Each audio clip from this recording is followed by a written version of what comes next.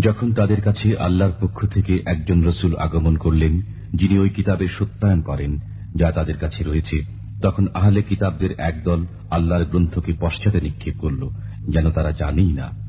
তারা ওই শাস্ত্রের অনুসরণ করল যা সুলাইমানের রাজত্বকালে শয়তানরা আবৃত্তি করত। সুলাইমান কুফর করেনি, শয়তানরাই কুফর করেছিল।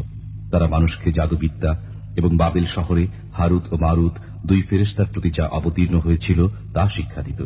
তারা উভয়েই এ কথা না বলে কাউকে শিক্ষা দিত না যে আমরা পরীক্ষার জন্য, কাজেই তুমি কাফির হইও না।